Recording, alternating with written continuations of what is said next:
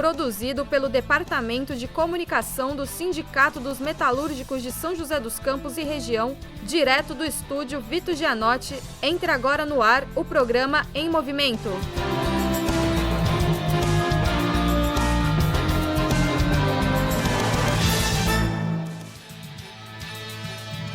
Olá, boa noite. São 18 horas desta quinta-feira, dia 12 de setembro de 2019. Eu sou Rodrigo Correia e começa agora mais uma edição do programa Em Movimento, esse espaço em que discutimos os principais fatos que mexem com a vida dos trabalhadores. E esse é um programa que, para ficar melhor, depende da sua participação. Utilize o campo de comentários e dê a sua opinião. Outro recado importante, curta a nossa página no Facebook e habilite as notificações para você ficar por dentro de nossas postagens. E agora, vamos conferir a pauta do programa de hoje. Nós vamos hoje abordar a tentativa de censura pelo deputado Eduardo Cunha. Sobre esse tema, nós vamos ouvir aqui, recebendo no estúdio, o advogado do sindicato, Marcelo Menezes. Também vamos debater a situação do país e as mobilizações dos trabalhadores. Para isso, vamos receber o dirigente da CSP com Lutas, Paulo Barella. Então, gente, como anunciado, nesse primeiro bloco nós vamos entrevistar o advogado do sindicato, nosso colega aqui, Marcelo Menezes. Marcelo, boa noite, tudo bem? Boa noite, Rodrigo. Gostaria de cumprimentar todos os internautas. Boa noite, muito obrigado pelo convite. E para iniciarmos o nosso bate-papo, vamos fazer uma rápida introdução a quem nos assiste. O sindicato e a CSP com Lutas travam uma grande luta contra a reforma da Previdência do governo Bolsonaro. E no mês de junho, quando o tema estava para ser votado na Câmara, foi feita uma campanha direcionada para pressionar o deputado federal da região, Eduardo Cury, do PSDB. Veja algumas imagens dessas manifestações do sindicato, dessa campanha que visou pressionar o deputado Eduardo Cury. Aí assembleias nas empresas da região e o sindicato fez uma ampla campanha com carro de som, com cartazes e com essa faixa que parece que incomodou bastante o Cury. Vamos ler? É hora de pressionar Eduardo Cury. E aí tem o slogan maior ali. Voto do deputado pode acabar com sua aposentadoria. Marcelo, parece que essa campanha ela irritou um pouco o Cury. Inclusive, ele entrou na justiça para tentar censurar o sindicato, é isso? Sim, ele entrou com uma ação judicial contra o Sindicato dos Metalúrgicos, pedindo que a justiça determinasse que o sindicato retirasse as faixas, bem como retirasse a notícia no sítio eletrônico, ou seja, na internet, no canal dos sindicatos metalúrgicos. Perfeito. Então, você acompanha aí, o deputado Eduardo Cury acabou entrando na justiça e essa ação foi aqui mesmo em São José, é isso? Essa ação foi ajuizada na Vara Civil de São José dos Campos. Então, ele entrou para tentar impedir que essa campanha continuasse por parte do sindicato. E aí o sindicato acabou contra-argumentando na ação e como que foi depois o resultado dessa investida do Cury? Bom, o sindicato apresentou a contestação, que afinal de contas isso é um ataque ao direito legítimo, direito constitucional de manifestação do sindicato, uma verdadeira censura que o deputado Eduardo Cury tenta fazer. E o sindicato apresentou as suas alegações no processo. Posteriormente a esse fato, o juiz aqui de São José dos Campos, ele indeferiu esse pedido porque o Cury ele pediu uma liminar para que o sindicato imediatamente retirasse não só a faixa, como retirasse a notícia no sítio. E o juiz da 8ª Vara Civil local, ele indeferiu. Eu tenho inclusive aqui a decisão judicial de indeferimento. Ele inclusive alega, né, o juiz, ele deixa consignado que a liberdade de imprensa como manifestação da liberdade de expressão do pensamento em virtude de sua correlação imediata com o direito à informação, compreendendo todo tipo de publicações por meio de comunicação de massa, está imune a qualquer tipo de censura. Ou seja, há um reconhecimento da própria justiça que esse tipo de atitude caracteriza-se como uma censura, como uma postura de censurar o direito de livre manifestação do sindicato. O deputado, não satisfeito, entrou com um recurso no Tribunal de Justiça do Estado de São Paulo. Processo, um recurso de agravo, o processo foi encaminhado para o tribunal e o tribunal também indeferiu, ou seja, não concedeu o pedido que o atual deputado, no exercício do mandato, pleiteou para que se retire as faixas. E o Tribunal de Justiça ele deixou consignado, ou seja, deixou claro no voto, ou seja, na decisão, que os ocupantes de cargos de caráter político, como o agravante, no caso o agravante seria o Cury, porque ele entrou com um recurso chamado agravo de instrumento, estão sujeitos a críticas e apurações, não sendo admitido excesso de suscetibilidade. Entende-se que neste caso, ou seja, o caso da manifestação da entidade sindical, há uma flexibilização espontânea dos limites da privacidade do sujeito dotado de notoriedade, sobretudo no que diz respeito aos fatos relacionados ao exercício público e profissional de sua função, resguardando-se, é claro, fatos íntimos de sua vida. Ou seja, não há atingimento a qualquer questões da esfera íntima do deputado, e sim um exercício de um direito político da entidade sindical. Eu queria que o André colocasse no ponto e a Gabi soltasse aí de novo essas faixas que o sindicato acabou expondo nas manifestações, assembleias que a entidade realizou e que foi esse objeto da fúria do Eduardo Cury.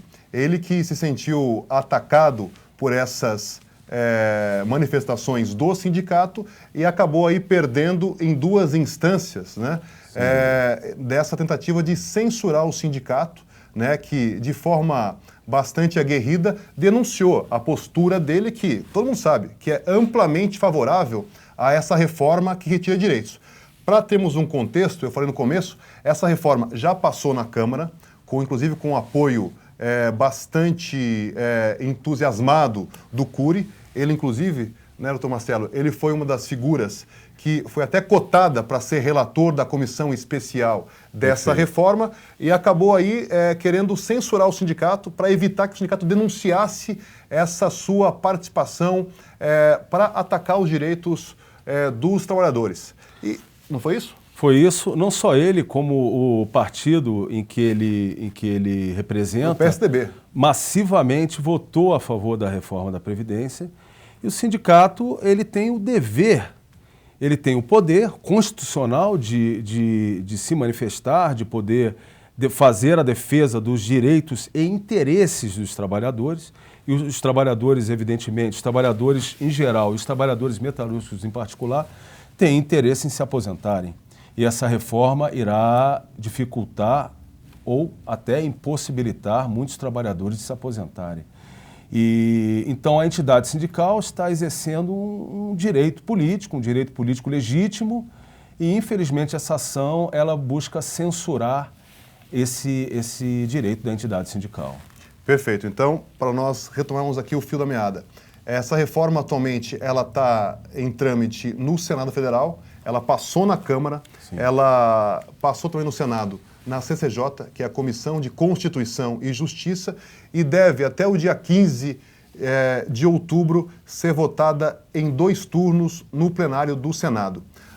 Marcelo, depois dessas 2 vitórias que o jurídico do sindicato obteve aí contra o Eduardo Cury, como você avalia essas vitórias que nós obtivemos? Eu avalio de uma forma extremamente positiva, e porque é aquele negócio, nós vivemos numa democracia. E a democracia, ela tem algumas características. Uma é a democracia representativa. O que seria a democracia representativa?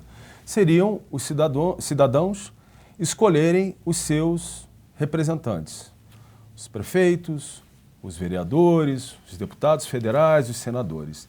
E temos a democracia participativa, que é o direito do cidadão e da sociedade organizada em sindicatos, em partidos, em associações, em fiscalizarem, fazerem as denúncias. É um direito do cidadão e é um direito das entidades. Um outro exemplo de democracia participativa é o plebiscito, é o referendo. São as leis que os cidadãos podem apresentar ao Congresso Nacional para que o Congresso Nacional avalie, mediante um número de um percentual de assinaturas por cada estado, é possível o cidadão apresentar um projeto de lei. Tudo isso são características de uma democracia participativa. E dentre essas características está o direito constitucional de manifestação. E a entidade sindical, ela tem esse direito e, digo mais, ela tem esse dever, porque constitucionalmente a entidade sindical, ela tem a obrigação de defender os direitos e interesses dos trabalhadores, tanto nas esferas judicial quanto nas esferas administrativas. Então, os sindicatos têm que se posicionar como representantes dos trabalhadores, como representantes constitucionalmente imbuídos da defesa dos interesses dos trabalhadores. Perfeito. Agora são 18h11 e é importante que você envie a sua pergunta. Estamos com o advogado do sindicato, Marcelo Menezes, nesse primeiro bloco do programa Em Movimento.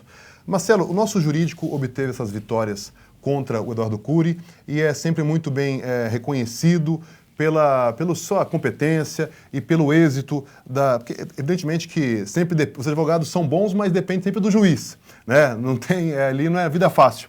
Mas o nosso jurídico tem uma trajetória reconhecida aí de vitórias, de processos ganhos. Queria que você fizesse um pouco do balanço aí do que o jurídico do sindicato, como que ele tem atuado em defesa dos metalúrgicos e da classe como um todo.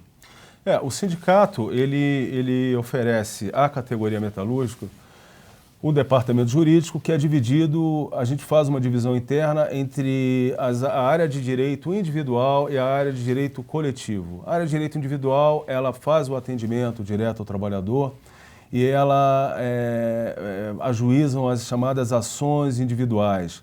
A área de direito coletivo, ela ajuiza as ações chamadas de direito coletivo, ou seja, as ações em que o sindicato atua em nome, seja de um grupo de trabalhadores de uma fábrica inteira ou de um percentual de trabalhadores que estão sendo lesados em seus direitos.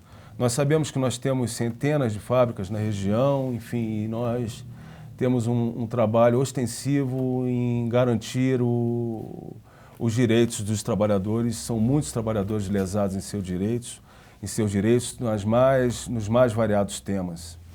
Vamos, antes de retomar aí a nossa análise sobre o nosso jurídico do sindicato, aqui uma participação pela internet. João Arruda. Boa noite, Rodrigo, doutor Marcelo. Esse deputado Cury é um desqualificado. População de São José e região, veja aí a canalice dele nas eleições. Vamos caçar o mandato desse mercenário. É isso aí, Arruda. Se o Cury, com essa medida contra o sindicato, ele tentou realmente impedir que se divulgasse que ele era a favor da reforma, acabou o tiro saindo pela culatra, como se diz por aí, né? Porque o sindicato venceu as ações e a denúncia que ele apoia esse ataque pode ser feita de forma ampla. Como o Marcelo falou, é uma obrigação do sindicato ter essa postura. Mas, Marcelo, você dizia um pouco sobre o jurídico da nossa entidade, do Sindicato dos Metalúrgicos. Quais são as ações costumeiramente mais propostas pelo sindicato?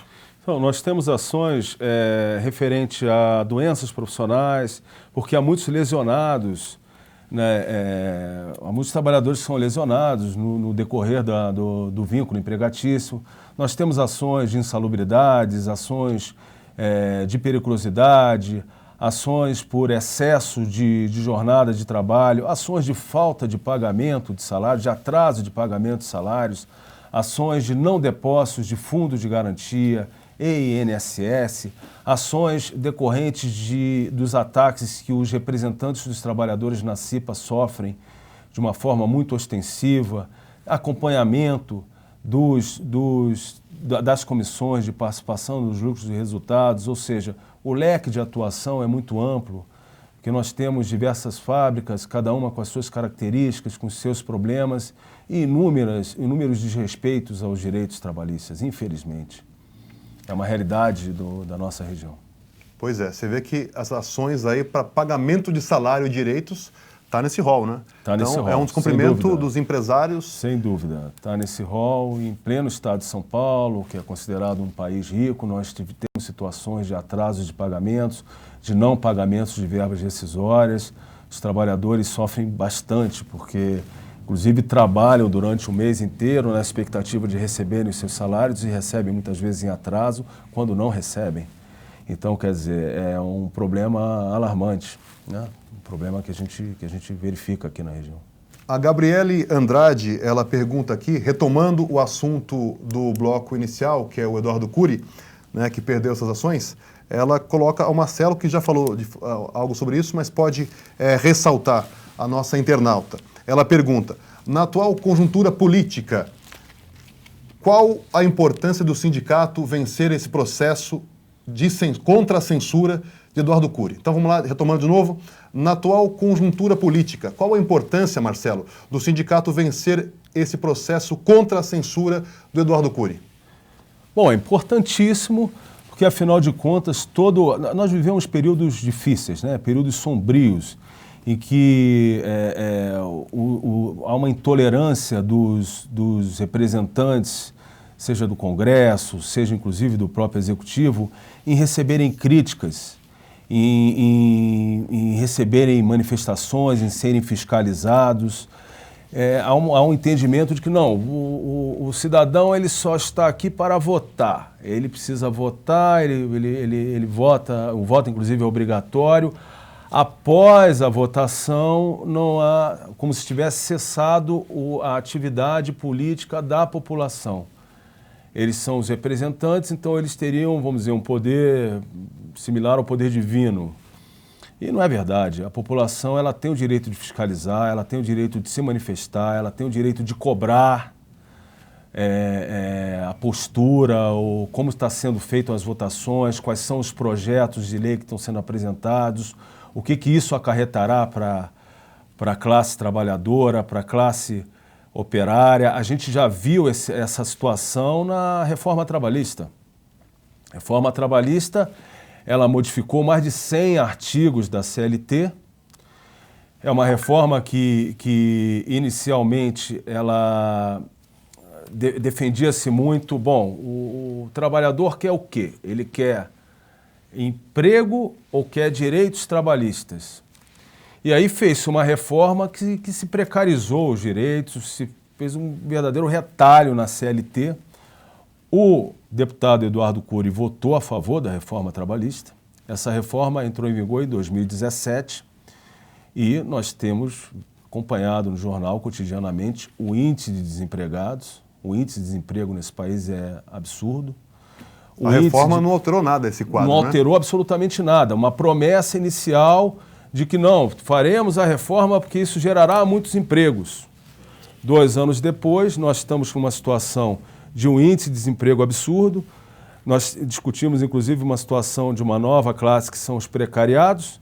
Tem um grupo de trabalhadores que simplesmente desistiram de buscar emprego, porque simplesmente não encontram. Tem trabalhadores há anos procurando emprego. E essa reforma, qual é o resultado dessa reforma? Uma precarização de direitos, uma perda de direitos dos trabalhadores e o efeito que foi ventilado, ele não se concretizou. E até a lógica que se apresentou é absurda, porque fala-se ou o trabalhador terá direitos ou o trabalhador terá emprego. Na verdade, o trabalhador, ele busca emprego com dignidade, emprego com direitos, emprego em que ele garanta o recebimento de salário, o recebimento dos compromissos do contrato de trabalho e um salário digno, que ele possa pagar todos os compromissos que ele tem, compromissos de aluguel, compromissos de lazer, compromissos de vestuário, de alimentação. E infelizmente, essa reforma ela veio para precarizar os direitos dos trabalhadores. É isso que a gente vê. E 2 anos após a aprovação, a gente não vê qualquer possibilidade de uma melhora significativa, uma melhora do índice de desemprego. E eu até estava lendo hoje no noticiário que me parece que é um economista que ele previu a crise de 2008 e ele está afirmando que nós viveremos uma nova recessão nesse próximo período. Quer dizer, o que se avizinha aí para o futuro não é nada animador. E a reforma está posta, ou seja, a legislação trabalhista foi modificada, infelizmente. Perfeito. Marcelo Menezes, advogado do sindicato. Daqui a pouquinho a gente fala com Paulo Barella no outro bloco sobre um pouco mais dessas mobilizações que tentam barrar esses ataques aos direitos. Como o Marcelo falou, esse governo tem feito essa contraposição, né? Emprego ou direitos, como se fosse algo para se escolher. Então, parece que o viés... parece não. É certo que o viés desse governo é de tentar acabar com os direitos para aí sim propor que sejam abertas vagas ou algo assim. E nós vimos já pela experiência, como bem ressaltou o Marcelo, que com a reforma trabalhista isso passou muito longe. Então, não é nada disso. Marcelo, chegamos ao final do nosso bloco já. São 18h21. Queria te agradecer pela sua participação aqui no Em Movimento e deixar para você o microfone aberto, se quiser mencionar mais alguma coisa, usar... Enfim, o microfone é seu. Olha, muito obrigado pela oportunidade, me sinto honrado de participar do seu programa, acompanho sempre, é sempre bastante esclarecedor. E o que eu gostaria de conversar com a classe trabalhadora é que participe ativamente da vida política, cobrando os prefeitos, cobrando o presidente, cobrando o deputado federal da região, para que ele efetivamente tome medidas que sejam de interesse da classe trabalhadora. Nós estamos, inclusive, numa região operária, uma região com muitas fábricas, uma região que o trabalhador sabe o que é a labuta diária, o que é a dificuldade de se arrumar um emprego, a dificuldade de se honrar os compromissos no final do mês. E nós temos um deputado da região e ele precisa ser cobrado, precisa aceitar a crítica, precisa ouvir os seus representados para que ele possa, enfim, para que os trabalhadores efetivamente se sintam representados. Isso faz parte do jogo democrático. O ajustamento dessa ação é um retrocesso com relação a princípios básicos da democracia. A gente já não vive mais tempos em que é admissível buscar censurar manifestações, posicionamentos através de ações judiciais. É muito lamentável, é um retrocesso no nosso entender. É isso aí. Agradecer então ao Marcelo pela participação no movimento. Volte aí quando você quiser, Marcelo. Muito obrigado. E agora, gente, nós vamos para um rápido intervalo e, na sequência, vamos falar de Brasil, governo Bolsonaro, ataques aos direitos e mobilização dos trabalhadores. Teremos a presença de Paulo Barella, da CSP com Lutas. É rapidinho, logo após o nosso intervalo. Segura aí.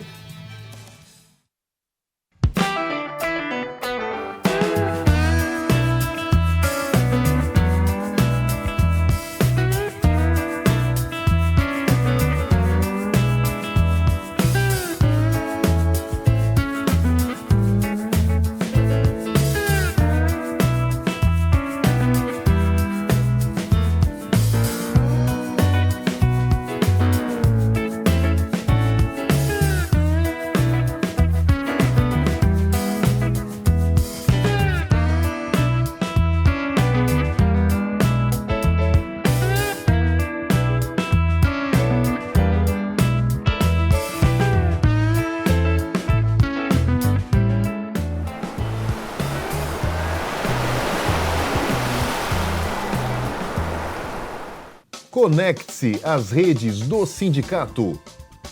Curta nossa página no Facebook. Veja nossos vídeos no YouTube. E siga-nos no Twitter. Sindicato dos Metalúrgicos de São José dos Campos e região. As obras da nova sede estão em sua reta final. Em breve, os metalúrgicos terão uma nova casa. É a diretoria do sindicato trabalhando para melhor atender os associados. Por isso, se você ainda não é sindicalizado, venha fortalecer o seu time. Fique sócio do nosso sindicato.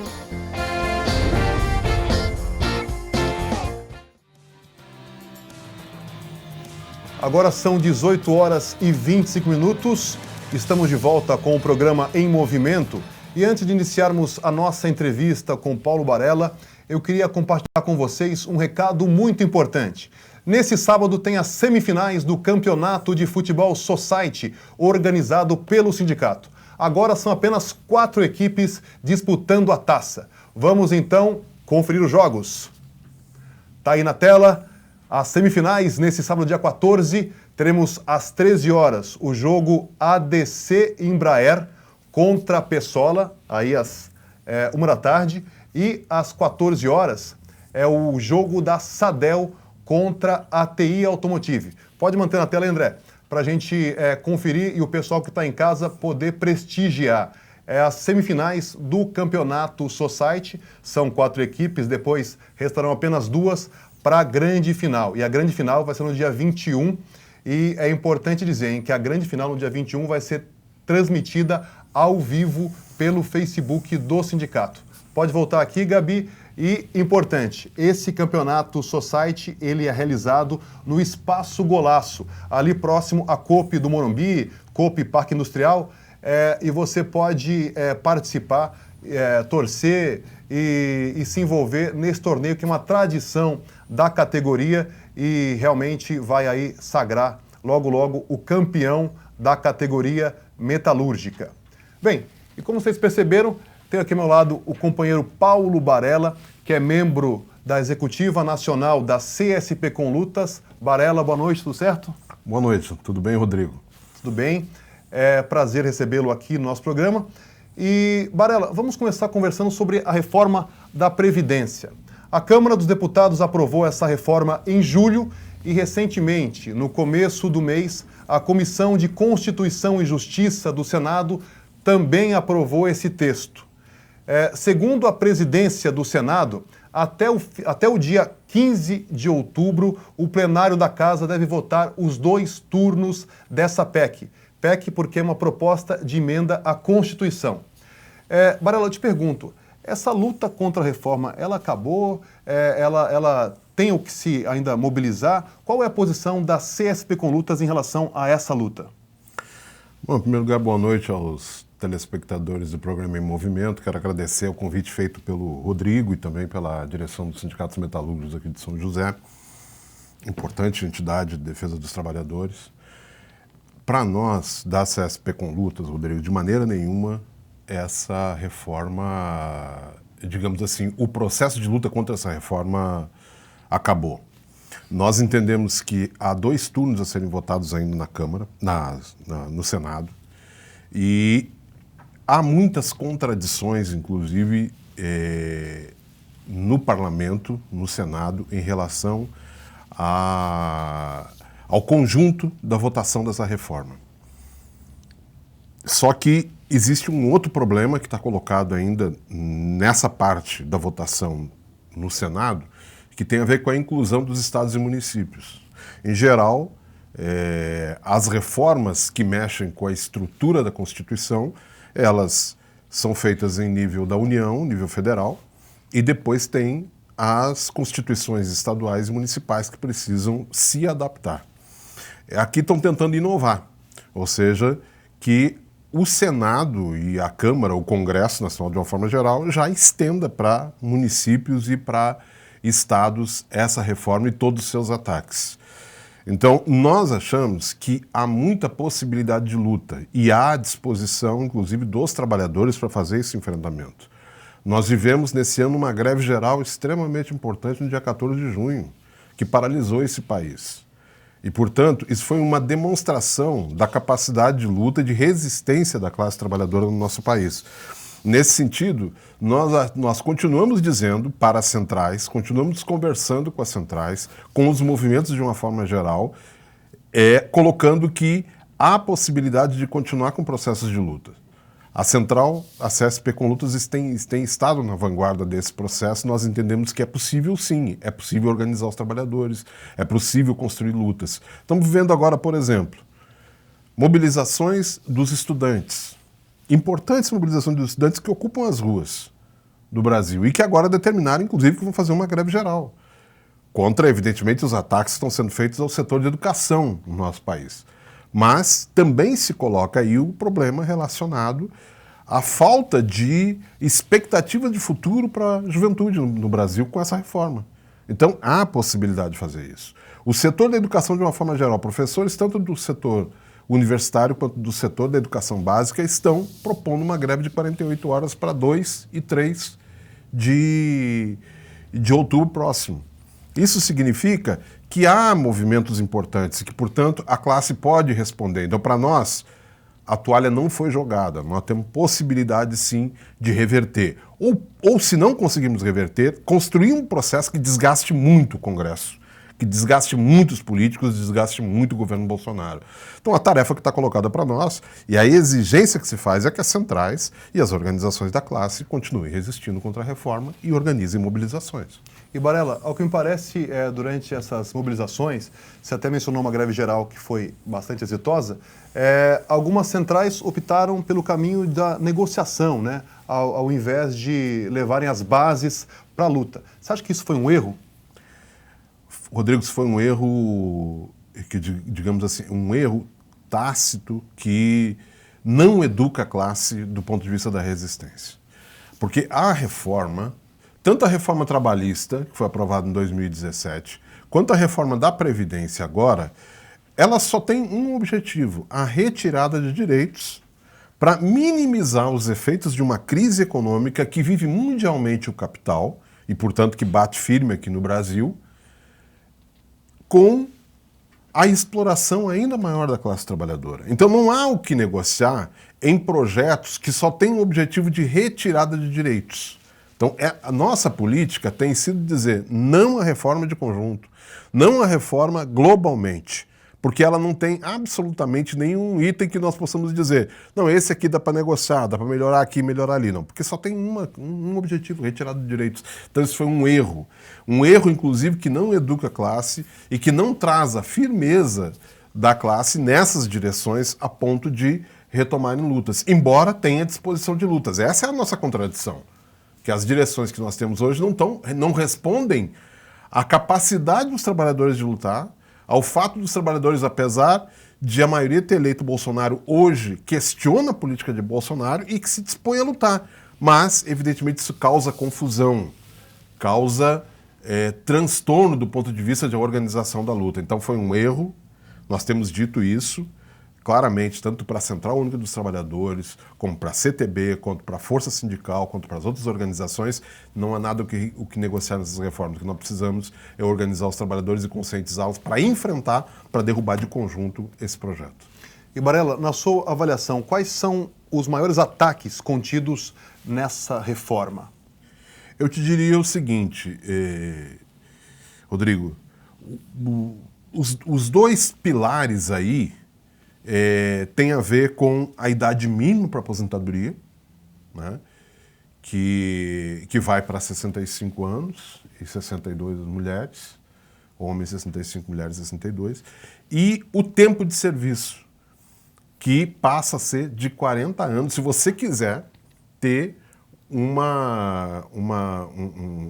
benefício na aposentadoria, que seria o benefício integral, mas integral que a gente fala é entre aspas, porque tem uma outra metodologia que é imposta aí, que é a mudança de cálculo da aposentadoria, que até então, até a legislação atual, eram considerados os 60 maiores salários, como média, os 60 maiores salários na vida do trabalhador. Agora vai considerar todo o período de trabalho dele, ou seja, desde que ele entrou no mercado de trabalho até completar a idade e ter o tempo de contribuição para receber o salário. Vai fazer a média disso. Isso vai jogar para uma perda hoje na ordem de 30% do que se recebe.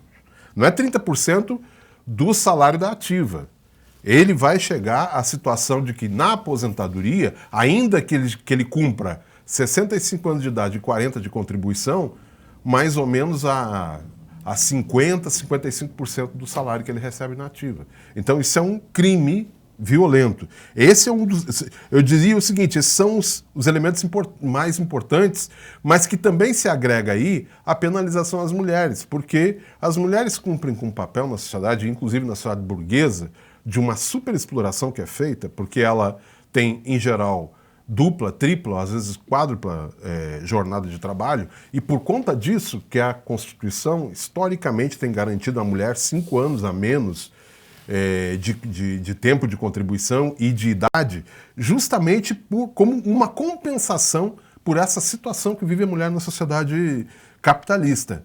Eles agora estão eliminando isso. Então quem sofre, inclusive, quem vai sofrer o principal ataque aí, mais profundamente, são exatamente as mulheres.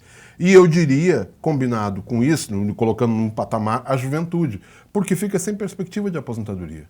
A juventude que entra no mercado de trabalho hoje, primeiro que os empresários, em geral, não recolhem regularmente as contribuições. Você leva, muitas vezes, 10 anos, 12 anos, 15 anos sem ter contribuição. Então, quando você chega a 65 anos de idade, você não vai ter 40 de contribuição. Então, a juventude está predestinada a não se aposentar. Essa geração que aí está predestinada a não se aposentar. E aqueles que vão se aposentar, que estão em outras gerações, ou pode chegar aos 65 anos e os 40, vai ser esse cálculo que eu estou te falando de chegar aí a receber 50%, 55% do que tem na ativa hoje. Perfeito. Estamos com Paulo Barella, que é dirigente nacional da CSP com Luta, Central Sindical e Popular. Agora são 18h37, você pode participar enviando a sua pergunta aqui no campo de comentários. Barella, agora um assunto quente, que é essa greve nacional dos trabalhadores dos Correios. É o segundo dia de mobilização, já vejo aqui nos sites que a greve já paralisa serviços como o Sedex 10 e outros de encomenda rápida. Como você avalia, Barella, essa mobilização nos Correios? Então, parte dessa primeira da fala inicial tinha a ver com isso, de demonstrar que a classe trabalhadora se movimenta, está com disposição de luta. E os trabalhadores do Correios, eles são um exemplo vivo disso nessa greve que estão fazendo. Eu diria que pela primeira vez em 10 anos, todas as unidades de Correios entram em greve conjuntamente, no mesmo dia. Que, em geral, as greves, como em todo e qualquer segmento da classe trabalhadora, um setor entra, depois o outro vai entrando e assim vai indo e tal. Dessa vez, como o nível de ataque é tão violento e o principal elemento aí, o elemento político, inclusive, que é se colocar contra a privatização do Correios, é de tal forma grave que os trabalhadores de Correios compreenderam esse processo e estão realizando uma greve, nos últimos 10 anos, a greve mais forte da categoria. O Correios é uma instituição patrimônio não só do Estado brasileiro, mas dos brasileiros de uma forma geral. Assim como embora não controlada por nós, a Petrobras, o Banco do Brasil, a Caixa Econômica, né? São estruturas que são controladas pelo Estado, não estão a serviço da classe trabalhadora, mas que são instituições que servem aos trabalhadores, que servem, de uma forma geral, à população, sem que a iniciativa privada, sem que os grandes tubarões dessas áreas façam uma superexploração.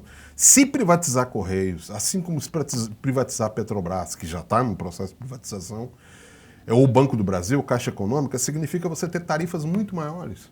Significa transferir dinheiro do bolso do trabalhador para aumentar ainda mais o lucro daquele que vai gerir esse negócio. Então os trabalhadores do Correios compreenderam esse processo. O que resta para nós, inclusive a CSP com Lutas, nós temos uma representação bastante grande na base nossa de trabalhadores do Correios, cercar de toda a solidariedade, mais que isso.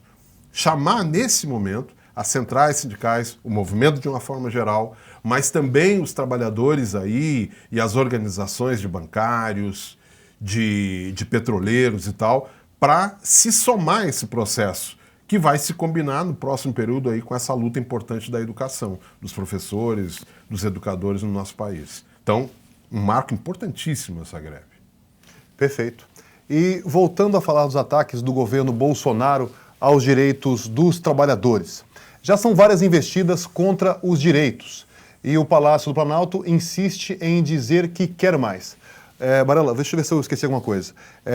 Ele acabou com o Ministério do Trabalho, ele está impondo essa reforma da Previdência, o governo, está reduzindo as NRs, que é as normas regulamentadoras que versam sobre a saúde e segurança dos trabalhadores, tentou impor o trabalho aos domingos, sem horas extras, só para citar algumas medidas aí desse governo. Mas, enfim, parece que ele quer mais. Inclusive, isso é sempre dito pelo Paulo Guedes, que é o ministro da Economia, e outros agentes do governo. E hoje se fala numa nova reforma trabalhista e numa reforma sindical. Como você vê, Barela, essa escalada contra os direitos e, afinal, aonde eles querem chegar? É importante, Rodrigo, que a gente registre que houve no Senado foi retirado o problema do a cada 4 domingos ter um domingo livre. Uhum. Mas, no entanto, permaneceu no projeto que os bancos, por exemplo, podem abrir nos sábados. A categoria tinha isso como uma vitória de mais de 40 anos, que os bancos não funcionam no sábado. Uhum. Então, isso, por exemplo, agora, se aprovado de conjunto e tal, significa que os bancos podem abrir nos sábados, embora tenha recuado em relação aos 4 domingos, sendo um de descanso. Mas os elementos que estão colocados aí de ataques têm a ver com a política desse governo. É um governo de ultradireita, um governo que tem um viés autoritário, muito fortemente autoritário, e ultra neoliberal. Quem está à frente da política econômica é um cara chamado Paulo Guedes, que nos anos 70 foi membro daqueles que ficou vulgarmente chamados de Chicago Boys, que era a turma de Chicago, da Universidade de Chicago, os economistas de Chicago, que elaboraram um plano para o mundo ultra neoliberal de superexploração da classe trabalhadora. Ou seja, tudo tem que ser vendido, tudo tem que ser privado, o Estado não tem que intervir em absolutamente nada. É essa política que tentam aplicar. E por isso a tentativa de mudanças, e as mudanças estão ocorrendo tanto do ponto de vista das leis trabalhistas, quanto do ponto de vista da redução, por exemplo, de recursos para a saúde, para a educação no nosso país, e ataque às organizações sindicais. Porque, ora, é evidente, se eu quero aplicar um projeto duro como esse, em que eu quero privatizar tudo, que eu quero tirar direitos, significa enfraquecer as organizações que resistem, que são organizações representativas da classe. Então, há uma política, por exemplo, de uma reforma sindical que diga que pode liberar completamente a organização de sindicatos, seja por empresa, ou talvez até mais que por empresa, 2, 3 ou mais por empresa. É uma liberalidade que, na verdade, quer fragmentar o movimento, quer fragmentar as organizações, enfraquecendo-as para poder impor esse projeto ultra-neoliberal de superexploração. Nós, da CSP com Lutas, nunca fomos a favor da unicidade sindical. Vamos explicar o que é isso, né? A unicidade sindical digamos assim, a unidade de organização de um sindicato, que no caso brasileiro, você não pode ter um sindicato da mesma categoria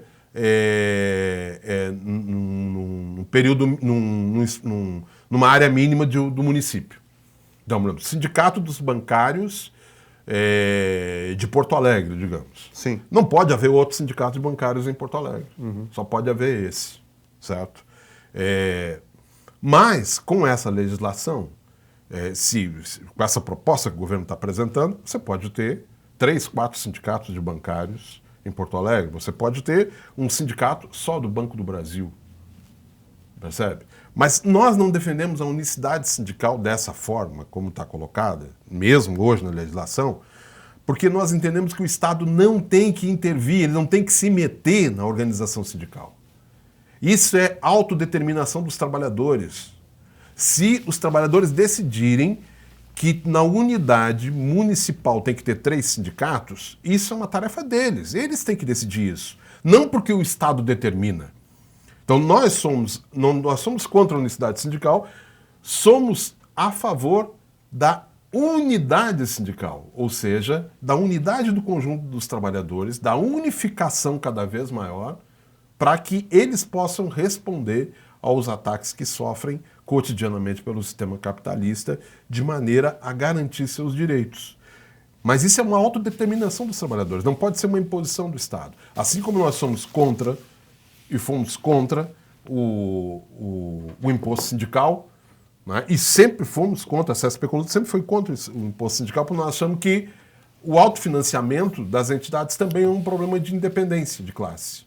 Então não pode ser o Estado que imponha que todo trabalhador vai ter um dia de salário consignado para pagamento dos sindicatos ou das centrais sindicais. Nós achamos que isso está errado, o Estado não tem que determinar isso. O trabalhador tem que reconhecer a necessidade de sua organização, filiar-se a ela e contribuir voluntariamente para ela. E é isso que nós defendemos. No entanto, quando foi apresentada a reforma trabalhista, nós nos colocamos contrária a ela. Assim como agora. Mesmo que eles acabem com a unicidade, na verdade, isso é um submarino dentre um monte de outras coisas que vão ser colocadas, que vai fragmentar as organizações, que vai na linha da destruição. Então nós já nos colocamos, desde já, contra essa reforma, essa futura reforma trabalhista que Bolsonaro e os ultra-neoliberais estão querendo aplicar no nosso país. Então, nós somos pela liberdade sindical, sim, mas a liberdade sindical com unidade do conjunto da classe. E que ela determine como se organiza. Quem tem que definir a forma organizativa não é o Estado. O Estado não tem que se meter nisso. Quem tem que definir isso são os trabalhadores. Nós estamos falando sobre novas investidas do governo contra os direitos.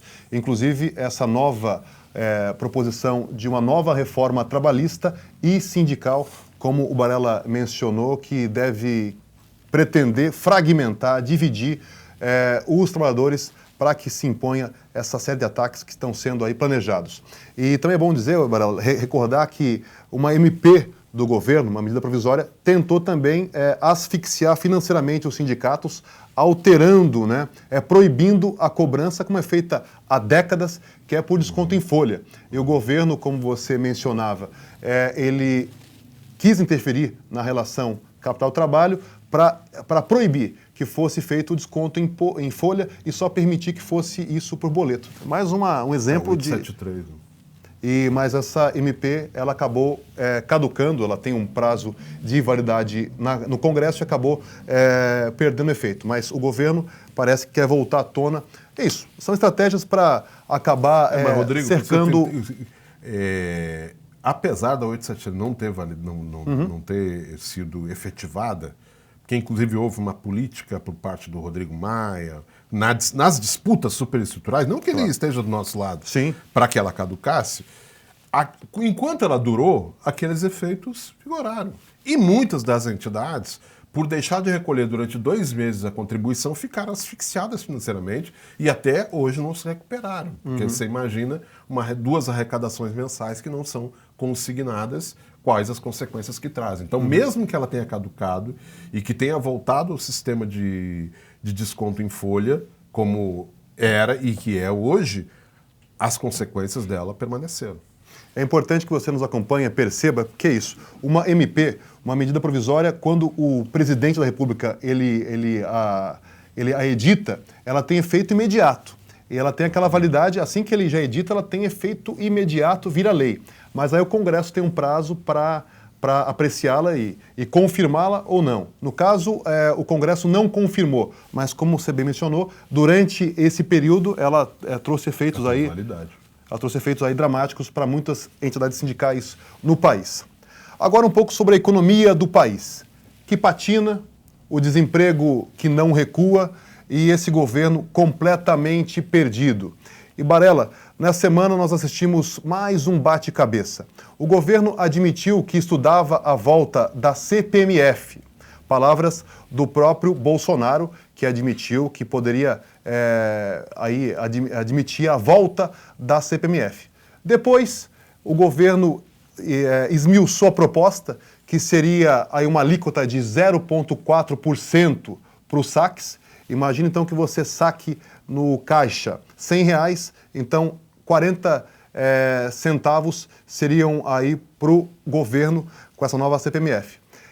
O governo esmiuçou isso e depois o presidente acabou demitindo o Marco Sintra, que é um dos entusiastas dessa volta da CPMF, e aí ele desdisse ele mesmo, né? O presidente, ele falou, depois voltou atrás e disse que não vai ter nenhuma CPMF. E agora, André, tem uma matéria aí da Folha de São Paulo que saiu hoje nos jornais que menciona justamente isso, que o ministro da Economia, Paulo Guedes, né, ele vai insistir na criação do tributo da CPMF, apesar das resistências. Barela, eu pergunto, é um governo que vai e volta, que tem um bate-cabeça, é um governo de improvisos, não é mesmo? De fato, o governo Bolsonaro é um governo completamente improvisado. Eu diria mais, fazendo uma análise política das eleições de 2018, digamos que Bolsonaro não era nem a quinta opção dos setores ricos, da classe dominante no nosso país.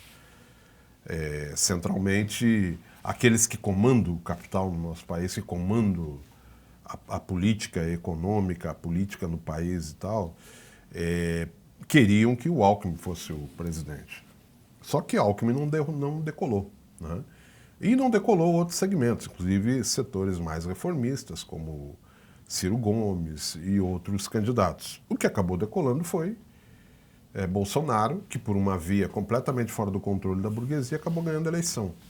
Só que há uma unidade ampla dos setores burgueses, dos empresários, dos banqueiros, do agronegócio, do latifúndio, de todos esses segmentos da superestrutura do capital, em unidade com o Bolsonaro, para que ele aplique as políticas. Eles não têm acordo com a metodologia, com esse ranço autoritário do Bolsonaro, essa coisa da apologia à ditadura militar, ao enaltecimento de figuras tristes e no cenário político do Brasil, como o general Ustra, né? Eles não têm acordo com isso, porque tem um aspecto da democracia do próprio sistema burguês. Mas, no que tange os aspectos da economia, há um acordo. Eles estiveram favoráveis à votação da reforma da Previdência. Tanto que a reforma da Previdência foi votada no Congresso com uma votação recorde, né? E eles têm acordo agora com isso que a gente chamou na medida provisória no PL 881, que é o que nós particularmente chamamos de pente fino na reforma trabalhista de 2017, que aprofundou a reforma trabalhista. Eles tiveram acordo. E eles têm acordo numa reforma sindical. E eles têm acordo na redução de gastos para a saúde e para a educação. Eles não têm acordo com a metodologia, porque também desequilibra as relações sociais no país, desequilibra a estabilidade no país, essa figura nefasta que é o Bolsonaro. Agora, é um governo que tem idas e vindas, tem que recuar, porque como ele não está calçado numa construção de um programa que teve amplo acordo, construído em conjunto com o setor da burguesia, ele apresenta e depois tem que recuar para chegar e fazer algum tipo de negociação. O presidente do Congresso, ou o presidente da Câmara, nesse caso, o Maia, ele cumpre com um papel, o Rodrigo Maia, hoje extremamente importante, que é de estabilizar essas relações e garantir que esses projetos sejam votados lá. Apesar da forma atônita, estapafúrdia com que Bolsonaro encaminha as coisas e mesmo seu ministro Paulo Guedes encaminha, né? Mas o objetivo deles, evidentemente, é aplicar essas medidas de uma forma geral, penalizando os trabalhadores. E as contradições de Bolsonaro são grandes. Outrora, Bolsonaro, enquanto deputado, enquanto parlamentar, se colocava frontalmente contra a CPMF.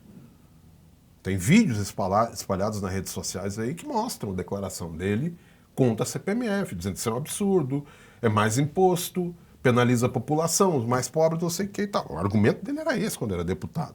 E antes mesmo das eleições, inclusive utilizava isso como argumento, que no governo dele não ia fazer. A reforma da Previdência era outra coisa.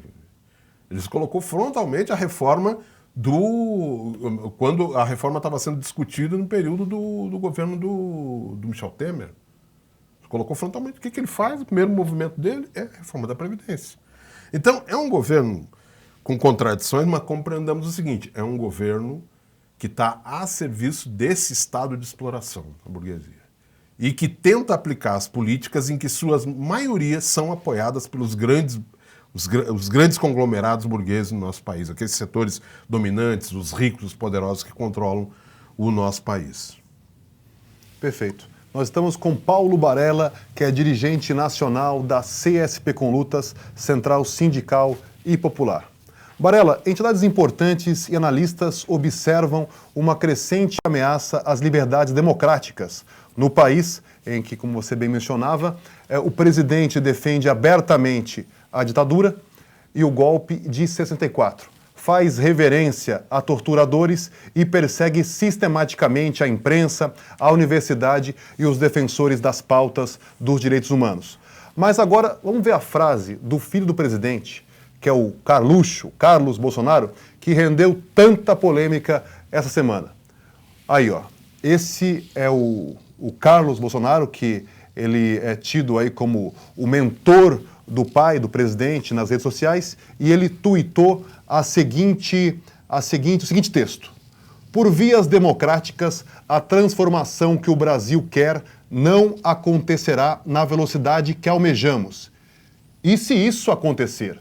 Só vejo todo dia a roda girando em torno do próprio eixo e os que sempre nos dominaram continuam nos dominando de jeitos diferentes. Barella, essa frase causou um alvoroço, foi uma polêmica muito grande, inclusive você agora fez essa leitura importante, que para essas figuras que se contrapõem a essas falas tresloucadas de membros do governo, eles também asseguram, né, que essas pautas econômicas prosperem. Mas sobre essa frase do Carluxo, do Carlos Bolsonaro, você acha que existe um risco no país de voltarmos àquele período das trevas, de restrição à liberdade democrática? Você acha que isso pode acabar ocorrendo no país?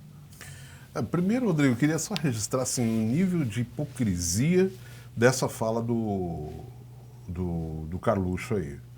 Porque ele diz assim, os mesmos que nos dominaram continuam nos dominando. Mas eles, o pai dele, que é o presidente da República, e toda a família dele são apologistas da política dos Estados Unidos, que é quem controla a economia mundial e que é digamos assim, a face mais concreta do imperialismo no mundo. Aqueles que exploram, aqueles que matam, aqueles que fazem guerras. Tá aí os exemplos, a guerra do Afeganistão, a guerra contra o Iraque, né?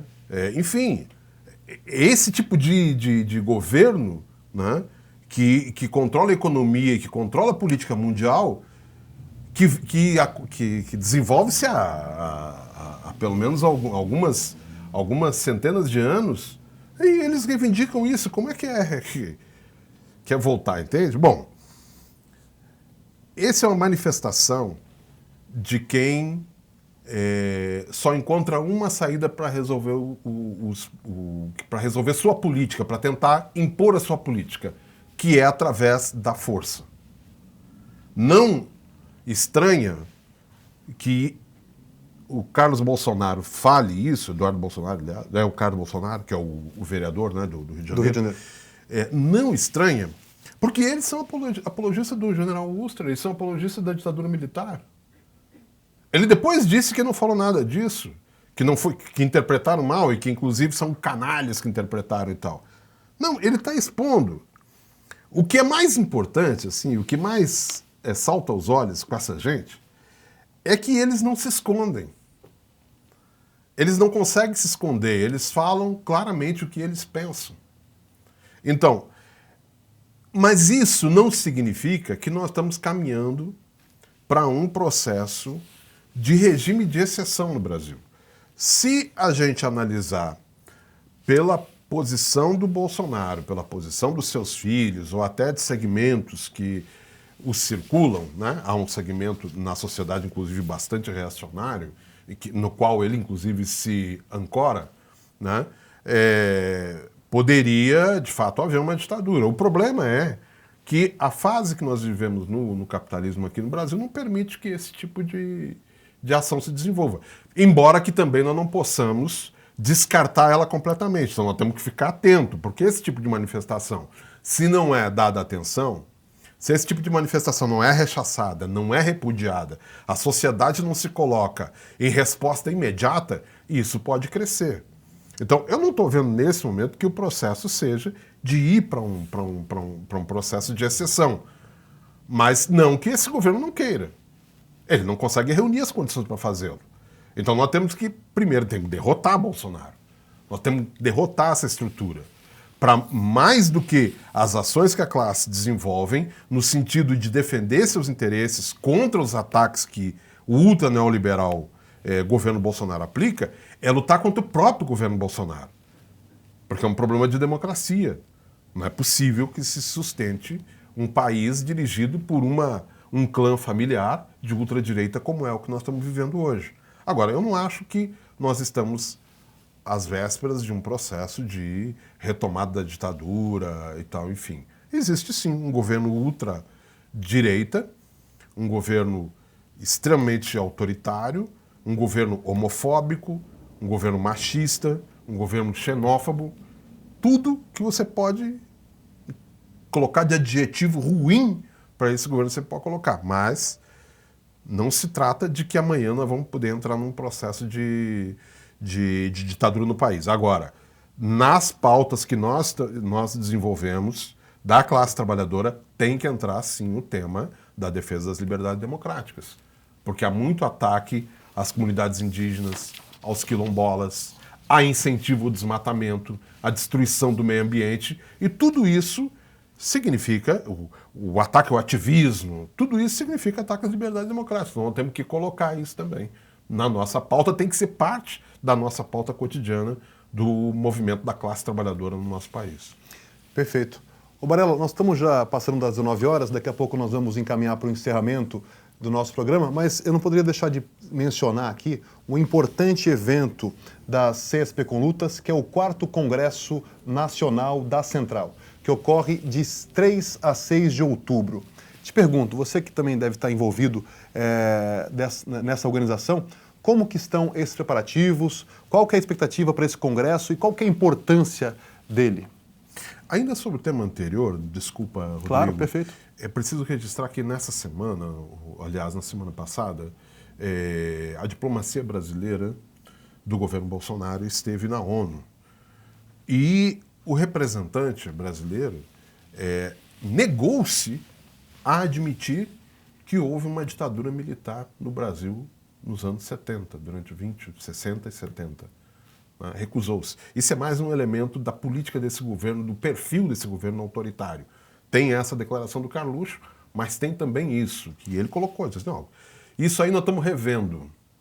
Aliás, na ONU, o governo tem feito aí parceria com as maiores ditaduras do mundo, inclusive a Arábia Saudita, fazendo aí, cerrando fileiras aí com justamente essas... e se fala tanto, né, da Venezuela, né, não é para defender a Venezuela, pelo contrário, também é um regime complicado e que tem os seus ataques à democracia, mas evidentemente que é uma fala que esse governo tem feito e um posicionamento na ONU que é alinhando-se com esses regimes, né? Bem lembrado, bem lembrado. Bom, sobre o Congresso, não sei se os telespectadores sabem exatamente o que é a CSP com Lutas, né? Que é uma central sindical e popular que organiza tanto os trabalhadores que estão na base dos sindicatos, nas categorias organizadas, quanto do movimento popular que luta por moradia, aqueles que lutam por reforma agrária, que lutam por melhores condições de produzir no campo, quanto aqueles segmentos que lutam contra essas políticas discriminatórias do governo Bolsonaro, por exemplo, como as mulheres, os negros, os LGBTs, os indígenas, os quilombolas, enfim. Né? a central e os estudantes, a juventude, porque nós também entendemos que a classe trabalhadora tem que disputar a consciência dos jovens para buscar construir uma alternativa de sociedade diferente. Então, a central sindical é isso, ela é uma novidade no Brasil, que existe há 14 anos. Uma boa novidade, digamos assim, né? E nós vamos realizar agora em Vinhedo, nos dias 3, 4, 5 e 6 do mês de outubro, um congresso, que é o 4º congresso da ACSP com Lutas. A perspectiva que nós temos é reunir algo em torno de 2.000 ou 2.100 pessoas nesse congresso, como delegados, observadores, convidados, enfim. Registramos, inclusive, que as movimentações que têm sido feitas em fóruns e eventos das entidades sindicais têm tido muita dificuldade de colocar um número grande de pessoas e de militantes, né, daqueles que estão atuando para mudar a coisa, mudar a vida. E nós vamos conseguir fazer isso. Toda a perspectiva nossa aponta para isso. Nós vamos ter, além dessas 2.000 e poucas pessoas, elas vão representar algo em torno de 400 entidades. Sejam entidades sindicais, sejam entidades do campo, sejam entidades do movimento popular ou entidades de luta contra a opressão e movimentos estudantis.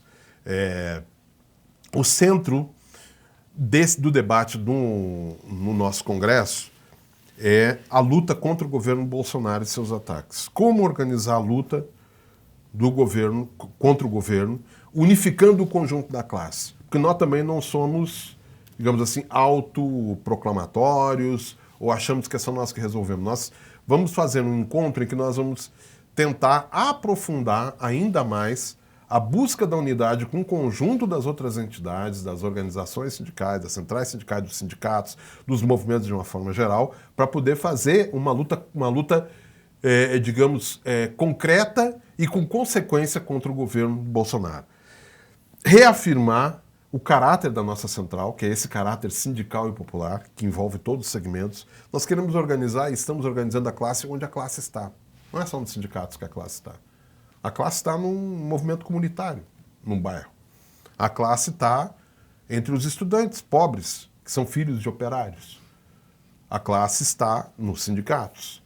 A classe está em todo lugar. Então nós temos que organizar de acordo com a própria localização da classe. Mas para além disso, Rodrigo e telespectadores, nós queremos avançar nesse congresso na busca de uma alternativa estratégica para a sociedade que nós vivemos.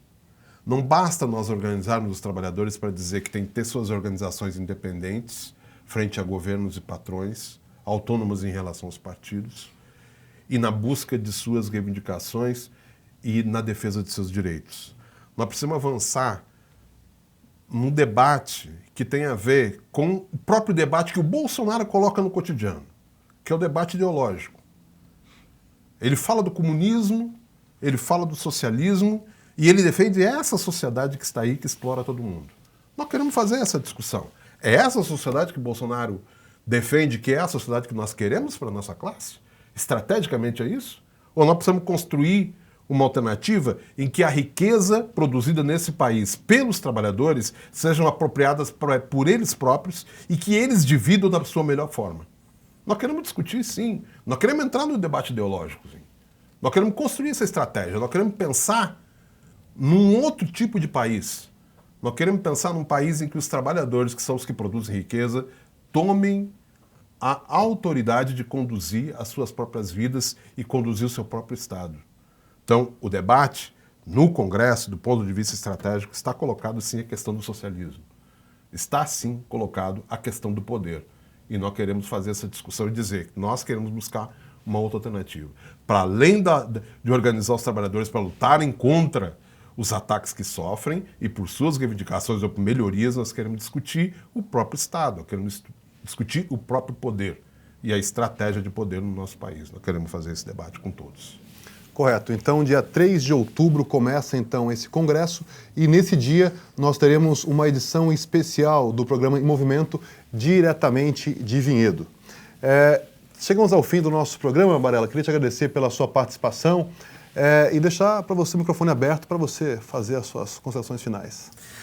Rodrigo, agradeço muito o convite, eu repito aqui, e eu peço, inclusive, desculpas, porque eu fui convidado já várias vezes aqui, né? Vocês me prestigiaram nesse aspecto, na central de uma forma geral, porque eu sou o representante dela. E sempre os compromissos têm evitado que eu possa estar aqui. No entanto, eu tenho que agradecer, e agradecer aos telespectadores, inclusive, por estarem ouvindo a gente aqui. Esperamos que tenha ajudado a compreender a nossa visão sobre a situação política no país hoje, o que é a nossa central, o que nós propomos com o Congresso, e agradecer especialmente ao sindicato, à direção do Sindicato dos Trabalhadores da Indústria Metalúrgica aqui de São José dos Campos, que é um orgulho os ter como base da nossa central. Boa noite a todos. Boa noite, obrigado, Barela. Então, pessoal, nós chegamos ao fim do nosso programa de hoje. Queria, como de costume, agradecer a sua participação e audiência. Da mesma forma, agradecer a nossa equipe de produção, Lucas Martins, Gabriela Fani e André Barbosa, o Andrezão. Eu sou Rodrigo Correia e nos vemos na próxima quinta, às 18 horas, em mais uma edição do programa Em Movimento. Até lá!